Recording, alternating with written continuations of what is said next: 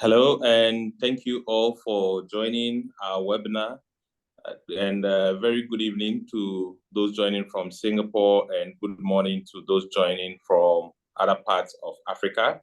We are grateful to have you to join us. This morning's session is with the Africa Continental Free Trade Secretariat, and it's meant to share about market opportunities under the AfCFTA. Before we go on to talk about the program this morning and evening Singapore time, we would like to share about our upcoming Africa-Singapore Business Forum for a minute. And we'll talk about this briefly while we wait for others to join.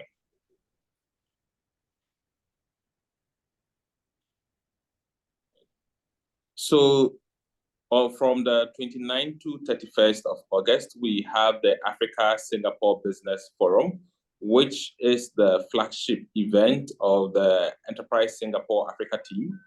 This event serves as a platform to connect Asia and Africa in one location, which happens to be Singapore. Over the past 7 editions of ASBF that we have had, we brought about 5,000 businesses from over 30 countries together. This year's ASBF promises to be outstanding. It's the first time that we are coming back to physical post-COVID. The last physical edition was in 2018, and this year's promises to be a very, very interesting session. So we invite all to come and then register. If you have your devices, you can scan the QR code that you see, and then you can register. We are happy to also share links to you. If you would like to join, you can just ping us, or we'll have some posts coming up, and then you can take it up. So we hope to see you at ASBF. And then for today's session, this is how the outline is going to be. So we are going to have welcome remarks by the Regional Director of Enterprise Singapore based in Accra, Ghana, looking at the Western Central Africa region. Then we hand over to the rep, a senior advisor of the Africa Continental Free Trade Area, to do the presentation. Then we have 10 minutes of questions and answers, and then we have a poll at the end. But I would flash the poll now, so you can give us some feedback.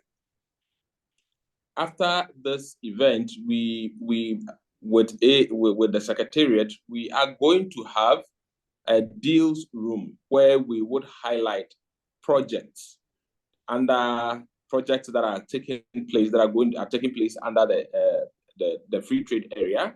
So we want to know if you would be interested to join, and if these are under the second question has to do with the various sectors that are focus sectors for this deals room. So you can select the sectors of interest to you as well. So the deals room, we are going to talk in particular in specific projects that are available that you or Singapore companies can participate. So we have this poll to solicit your views. Please do well to answer them while we wait to begin the session. We'll give one more minute while we wait for responses.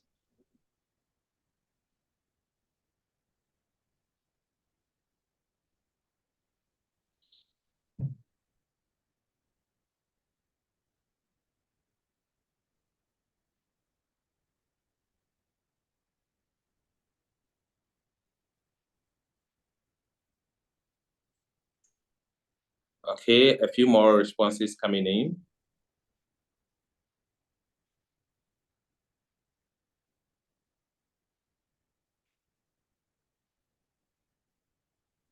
For those just joining, this is a poll that we are taking. After this webinar, there's going to be a project deals room where we will look at specific projects that are available under the Africa Continental Free Trade Area. We would have the various project sponsors and other stakeholders give details about this project. So that is why we are taking this poll. Let us know if you are interested. We see a few more responses coming in, so would allow a little bit of time so we can collect all the responses.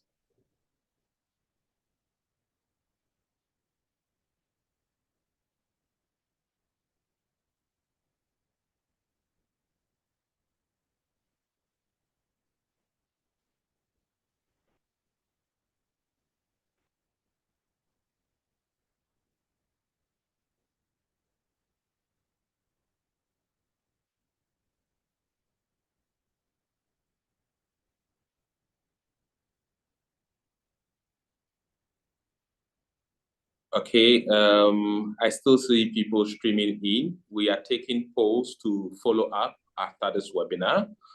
The follow-up is to this poll is to get your feedback if you would be interested in joining a follow-up session that we are going to have, which is going to highlight specific projects that are available under the Africa Continental Free Trade Area, so that if you're interested, then we can have the companies that would participate. We can invite you to this session as well. And that is the poll that we have running now.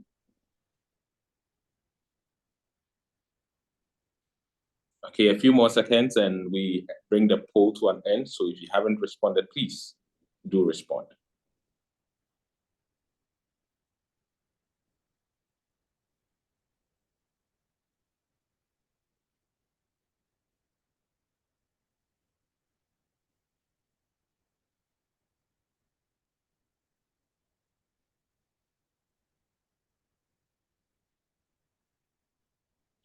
Okay, so thank you all for your responses. We are very grateful to have your feedback, and we would keep you informed about this deal room or project-specific engagements or under the Africa Continental Free Trade Area. So at this juncture, I would hand over the floor to Ms. Jin Ng, who is the Regional Director for Enterprise Singapore, covering Western Central Africa. I would also ask Mr. Gilberto to share his screen from now while Jean gives the introductory remarks. Thank you. Thanks very much, Clement. So good morning, ladies and gentlemen. For those in Singapore, good afternoon. Thank you once again for joining us today. I'm Jean, the Enterprise Singapore's Regional Director for West and Central Africa based in Ghana. Welcome to our webinar and about market opportunities in the African Continental Free Trade Area, or AfCFTA.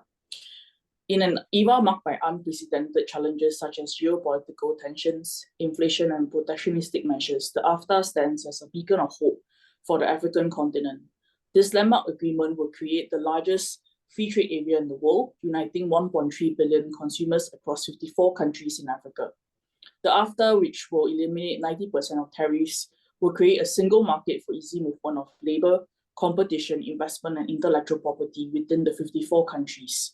It's expected to boost intra-Africa trade by 52%, thereby reshaping the economic landscape of Africa and ushering in a new era of sustainable growth and prosperity. Automotive, agriculture, and agro-processing, pharmaceutical, and transport and logistics were identified by the AfCFTA as important areas of business due to the potential for meeting local demand and local production. First, the automotive industry in Africa is expected to grow by almost 40% from 2021 to 2027 due to increasing domestic demand, rising incomes, and high protections for intra-Africa trade. Across the continent, there is an average annual demand for 2.4 million motor cars and 300,000 commercial vehicles. While the rising domestic demand is met mainly by imports of used vehicles, domestic production has been growing in the past few years at an average rate of 7%. In the area of agriculture, intra-Africa trade is expected to increase by 574% by 2030, while African countries have accelerated their focus on agro-processing due to food insecurity caused by trade disruption from global shocks, burgeoning populations, and climate change. It's also an important way to pivot economies from the current export of raw materials.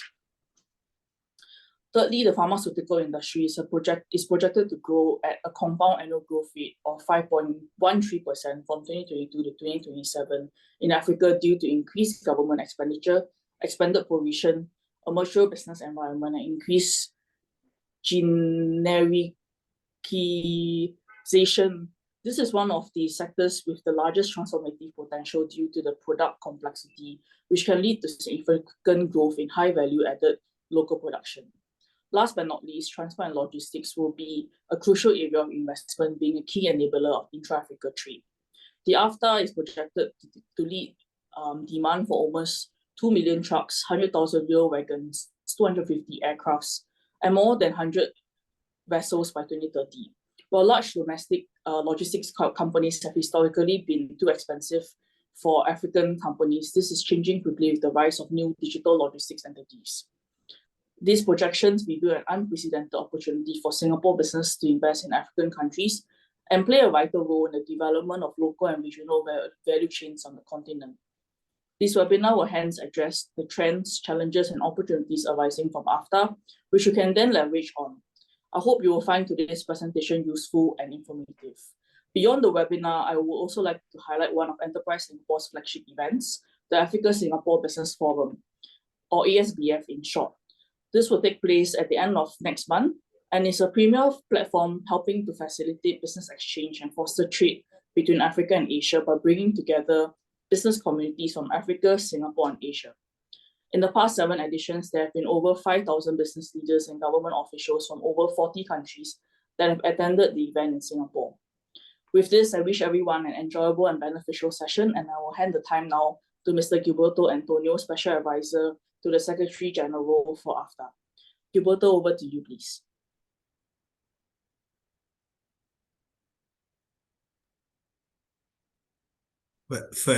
Thank you, Jan, and thank you also Enterprise Singapore for organizing this awareness webinar on the AfCFTA.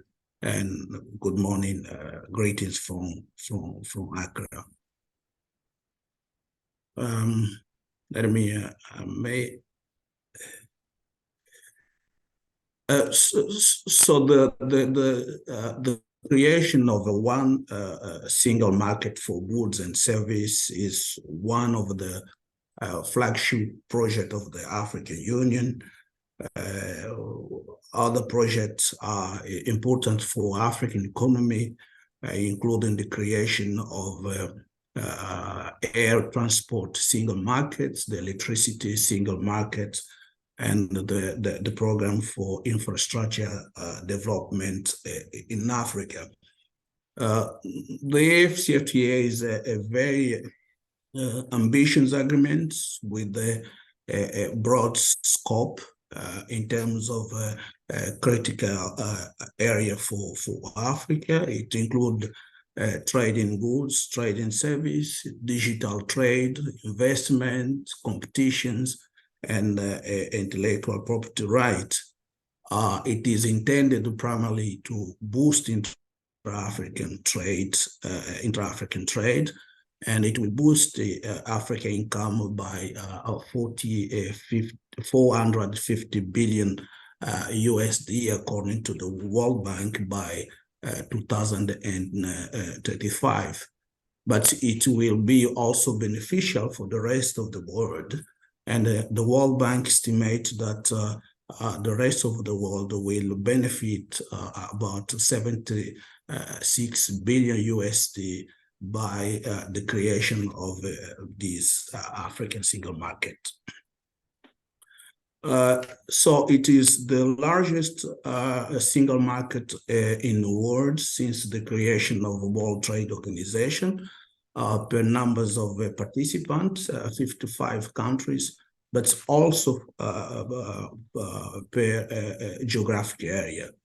You may know that Africa is 3 times larger than China, is 3 times larger than US, and if you compare with India, with the same population, Africa is 10 times larger than India.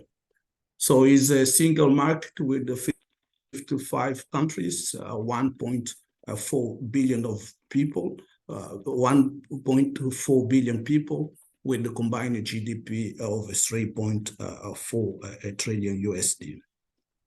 The agreement entered into force 2019, and countries started to trade 2 years ago in 2021.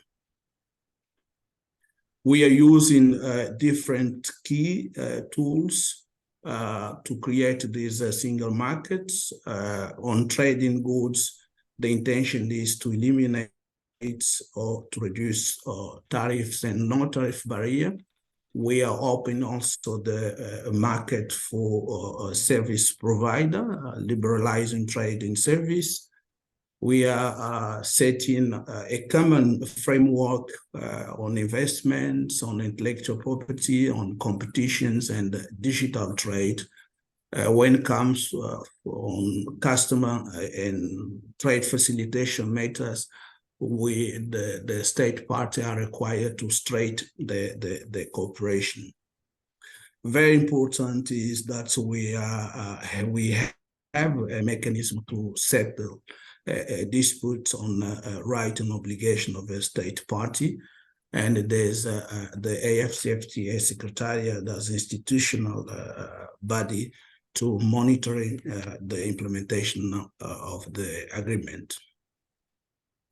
So this is how to look like the structure of the agreement. You have the main agreement.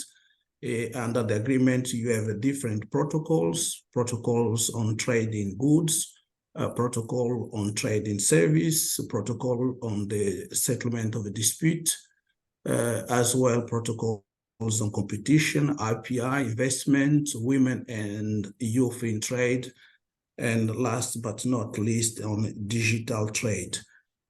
Each protocol has a different annex dealing with a specific area. For example, on the protocol on trading goods, we have trade facilitations, TBT annex, SPS, trade remedies, and so on.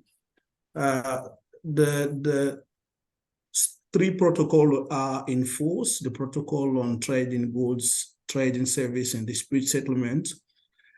Three were endorsed by the head of state and government in last summit, February this year, the protocols on competition, IPI and investment, and still under negotiation, the protocol on women and youth in trade and the protocol on digital trade.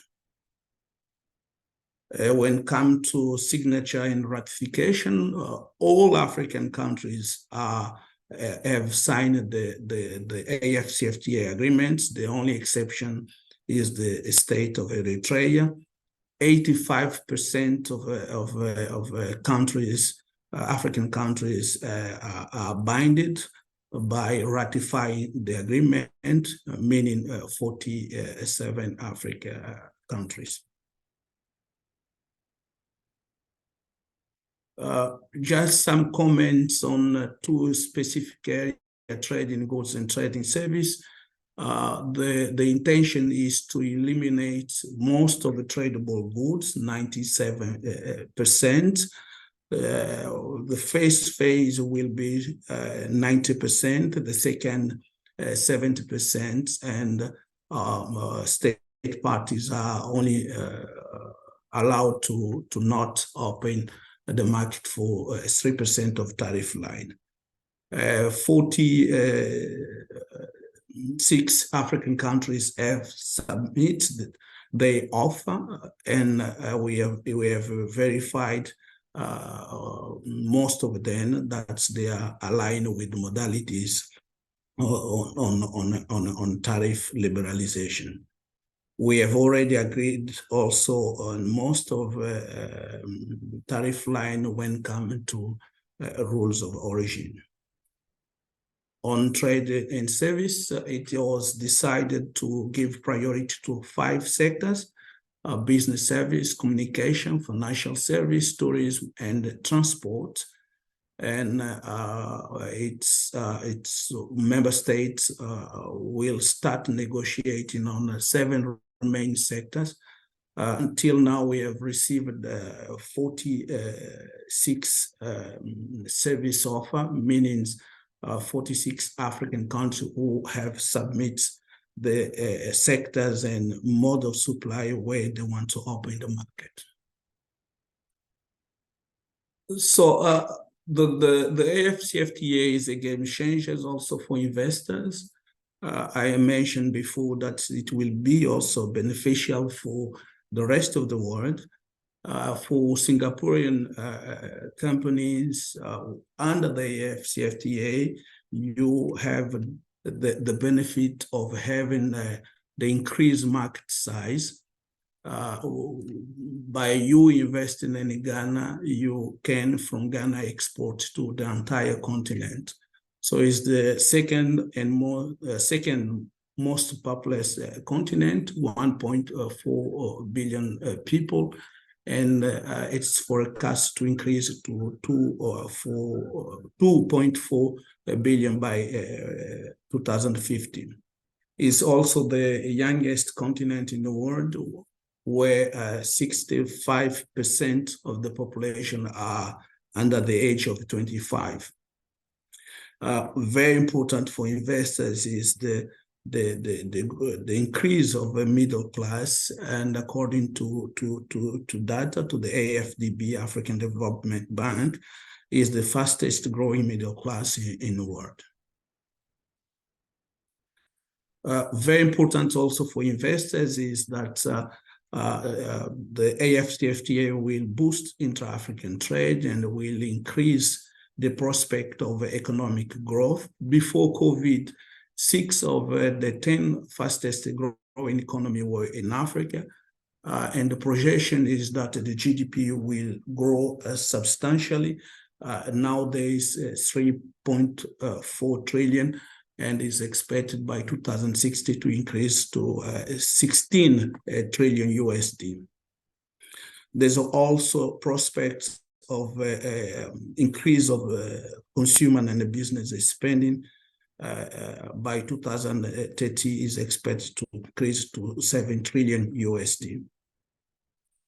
The last study of AFDB shows that African is set to outperform the world in terms of economic growth in the next 2 years.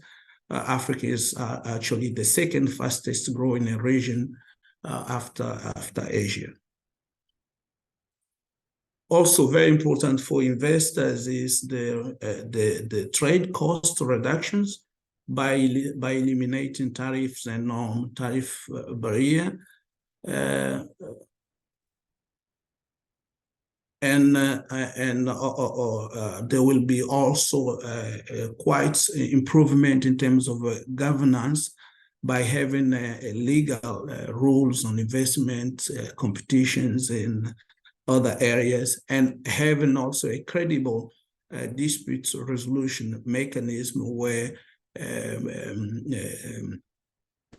neutral, independent body can discuss the merit of any case related with the rights and obligation when it comes to the implementation of the AfCFTA agreement.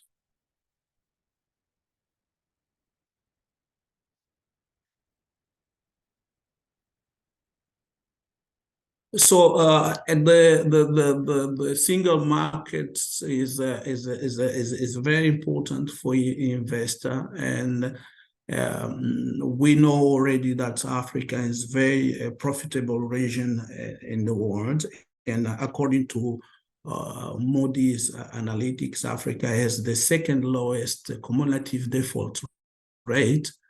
For example, in terms of infrastructure. So is a continent for profit, and we welcome Singaporean investors to invest in this beautiful continent. There's areas that are quite very interesting for investment. One of them is the agriculture and agro-processing. You may know Africa holds 65% of arable land in the world, we still import, beside this proportion of arable land, we still import 50 billion per year on agriculture products. 80% of the food production is from smallholder farmer. So there's opportunities to invest on this area. According to AfDB, the size of the food and agriculture market in Africa will rise to $1 trillion American dollar by 2030. So we have a wide variety of climates. We have also this political will to promote the processing industry that is quite more stable than the product, the raw agriculture product. And we have also this opportunity in terms of input in the infrastructure, what we need or to trade agri product. So there's some numbers that may interest Singaporean investors. There's a need of investment around 65 million for irrigation. And when it comes to fertilizers, we need to increase 800%. And there's also a need of investment on the storage that estimate about 8 billion USD. Another area is very important for Africa is pharmaceutical. The demand for packaged medicine is about 18 billion USD per year. And most of packaged medicine are imported. The opportunity for investors is also increased by the change that we are having here in Africa. We are setting some common bodies or institutions to deal with the regulatory challenge. And everywhere, especially after COVID, there's an increase of government expenditures on health, and of course the need to give priority to generics as a medicine to import. The automotive industry is also a key area for African economy. The demand is about 2.4 million motor cars and 300,000 commercial vehicles. 85% of demand are satisfied by import from outside of Africa. Key opportunities, there's a political will of the local and public and private sectors. There's also market opportunity for electric vehicles and motor vehicles, as well straighten a more competitive market for local assembly and procurement. So the entire industry is valued about 30 billion USD. Another priority for Africa is the transport and logistics. So the market value of freight transportations is 36 billion annually. Most of intra-African exports are transported over land, but still the maritime trade is very, very important. And it is expected to increase from 58 million to 132 million with the implementation of the AfCFTA. So with the single market, the demand will increase by 28%. So there's a need in terms of trucks, in terms of rail vehicles, and also aircraft that must be satisfied by producing locally or importing. There's also opportunity for investors in terms of digital logistical, in terms also to fulfill the logistic needed to ensure long-term increase in both B2B and B2C trade. So this is the four main areas. Additional, there are also some areas that may be interested for Singaporean investors. The tech economy. We have the fastest growth in the internet in the world, plus 44% between 2018 and 2020. We have also numbers of fintech startup that has the number has increased, and the revenue of this fintech has are quite important, around 30 billion USD by 2025. So there's this rapid expansion of a fintech company related with payment, money transfer, saving, credit, insurance. And our view is that there's enormous opportunity for digitalization of the economy. According to Google and IFC, internet economy in Africa will reach in the next 2 years 180 billion USD, and by 2050 it will be around 712 billion USD. Another important area is also renewable energy. The market size for electric vehicle is increasing more and more. It estimates to be around 46 trillion by 2050. And you may know that Africa holds most of minerals and metals that are necessary for electric vehicle. We have 90% of reserve of platinum, 60% of cobalt. We have lithium, copper, and so on. And we have also, of course, potential on renewable energy when it comes to the solar, winds, hydropower, and geothermal energy. So we have the resource, and we are creating a single market that will be more, that is also change the economy of Africa to be more investors friendly. It's really an opportunity for Singapore investors, company to include the African Day diversification strategy. And I've mentioned some sectors, but of course there are still other sectors that are quite interesting for investors. We have already some investors from Singapore in Africa. I have in my slides some of this company, and we welcome others to invest in this continent.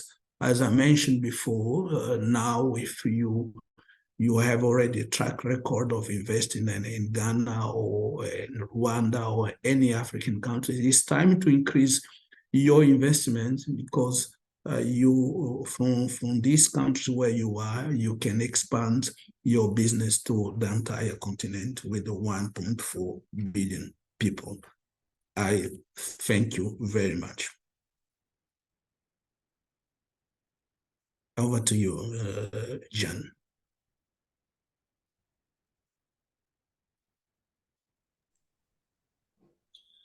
Right. Thank you so much, Gilberto, for the informative sharing. Just to state here, we will circulate a copy of the slides to our attendees after this webinar. But for now, we will open up the floor for any questions from our attendees here. Feel free to raise your hands and unmute yourself, or you can put your questions into the webinar chat group.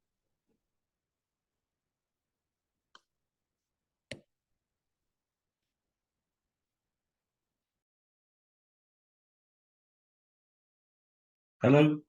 Hi, this is Amit Jain from the Center for African Studies here at NTU. Can everyone hear me? Yes, Amit. Okay, thank you. Yeah, thank you so much for this comprehensive presentation. I just had a couple of questions to ask. One is the guided trade initiative under the AfCFTA has 8 countries where, I believe 96 products are being tested out to be traded under the AfCFTA regime. One, how is that those pilot projects going? And do we have some idea of the volumes of trade that has been conducted under the AfCFTA as of date? Second, of the top priority sectors, I believe AfCFTA has identified auto, agri-products, agri-processing, pharma, and transport. Now, if you look at traditionally the investments made by Singapore firms in Africa, certainly agriculture and agri-products are top of mind. Now, UNECA is estimating that the intra-regional trade would go up by 20 to 30%. But if you look at the kind of investments that big, agribusiness firms have made in Africa out of Singapore, it's trading in those commodities outside, sourcing it from Africa and selling it to Europe and Asia, and where they have invested in value chain manufacturing or agro-processing units, they've done so in countries where the import of those agro-commodities is somewhat, restricted. So you have almost like a situation where, let's say, in the case of Nigeria, you have a large market which makes it, viable for such investments to be made. If those barriers do come down, how can these agribusinesses then need to position themselves?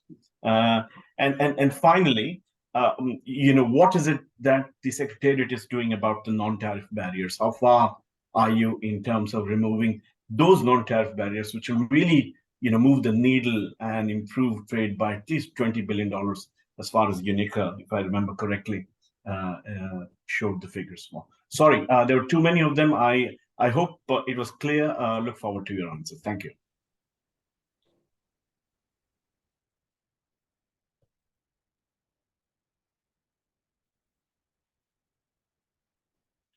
Gilberto, do you want to take the question? Yeah, there's two options. Either I respond straight to questions that are being asked by Amit, or we can maybe ask if there's further questions, and I will respond once or no more than twice. Otherwise, I can respond. So let me on a guided trade initiative. Thank you for the question, Abid. So the guided trade initiative is the initiative that was started by the Secretariat, and the intention is to identify the countries that are ready to start trading under the AfCFTA, and for us to help monitoring the process, help identify the SMEs, especially SMEs that are ready to trade under the AfCFTA, and to help them to make sure that when the goods arrive in the destination, it will be treated in a preferential way. We started with 7 countries: Ghana, Cameroon, Rwanda, Kenya, Mauritius, 7 countries. Nowadays, there are 29 countries who are ready to start trading under the AfCFTA. This is the first development. And the second development is that also we launched now the guided trade initiative on trading service. The first phase of the guided trade initiative was focused more only on trading goods. Now we are also extended the initiative for trade and trading service. So we are also expanded the numbers of products. You may be aware that trade happen these days between Tunisia and Cameroon. We are still working with these 29 countries to identify different products, but I can share already that from the previous phase to now to this phase now, the numbers of products will increase. We don't have numbers in terms of volume. What we are more interested really is to make sure that the number of the countries that are part of the initiative increase, that the numbers of product increase, and the numbers of a small and medium enterprise part of the guided trade can increase. As for us, this is just the first phase, acting like a stimulus. But the idea is when we have a certain level of trade, we will go out, because this is not really to us to be in the middle of the process for forever. It's just the initial kickstart for a focus on a small and medium enterprise. On agriculture, is correct. We still have windows of opportunities in this area.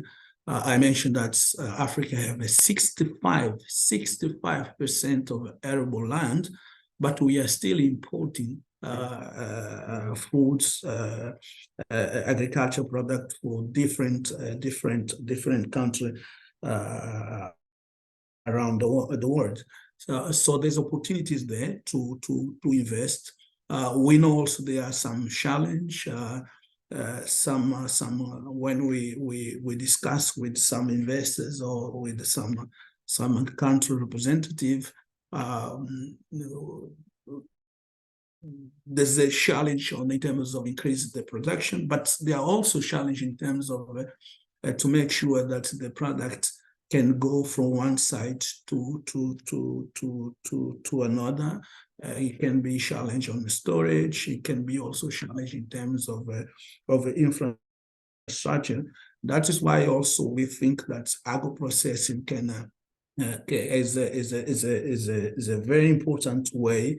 One, to deal with the storage and some other issues, and two, also because it's more stable in terms of the price when compared with the raw agriculture product.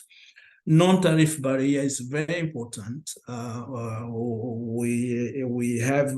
We are setting some mechanism to make sure that it will be reduced or eliminated.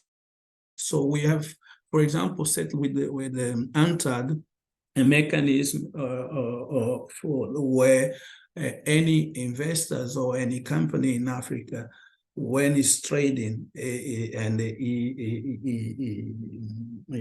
identify NTB, whatever is the measures that I think is not complying with the AfCFTA agreement, it can use this mechanism to describe what is the challenge, and this information goes straight to the focal point, NTB focal point of the countries to deal with and to eliminate this NTB. I thank you.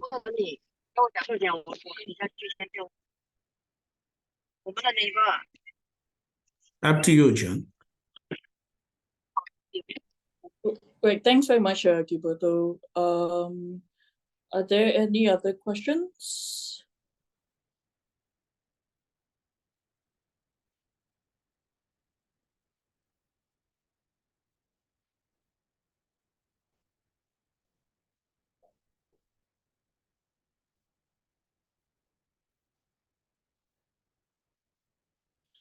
Okay, I see that there isn't any other questions. If there is, and if you do have something to clarify post the webinar, we'll be happy to hear from you. Again, we will circulate the slides after this, and you can also be in touch with the Enterprise Singapore team. We'll be happy to take on any other clarifications that you may have. Clement, I believe, are we flashing the poll for one last time?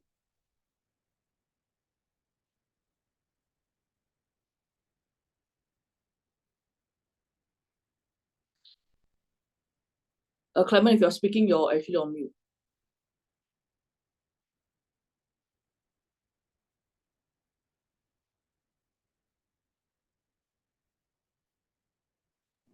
My apologies. We will be flashing the polls one more time.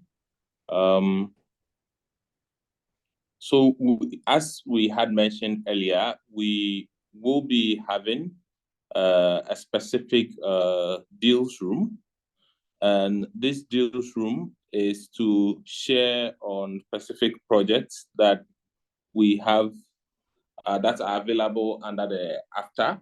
So we want companies to consider to take a look and let us know if they would like to participate in this deals room.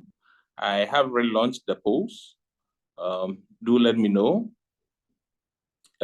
Please provide your feedback and let us know if you would like to participate in the project or sector deal rooms. So these are sessions that we are going to have that would share in detail projects that are available or opportunities that are available under AfCFTA.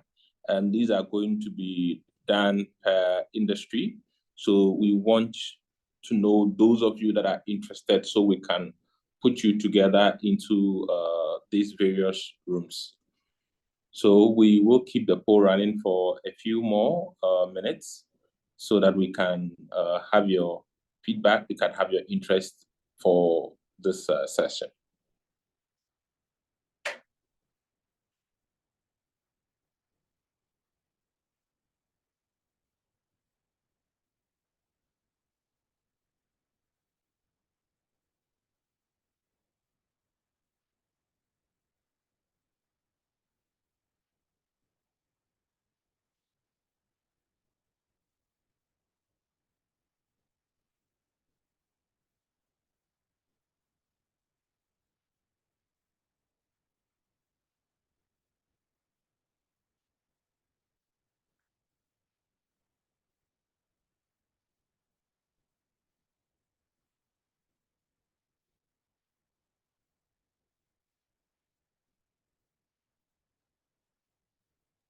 Okay, so before we end, this is just the ending slide on upcoming activities that you can see that the team is actually organizing for West Africa.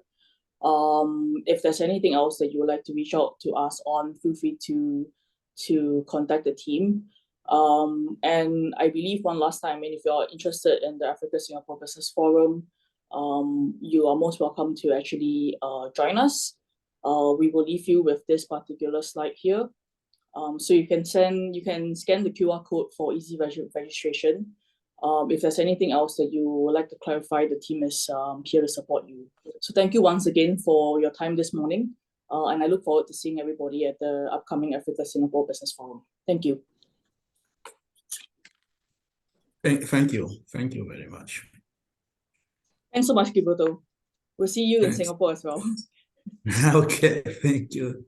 Bye-bye. Bye.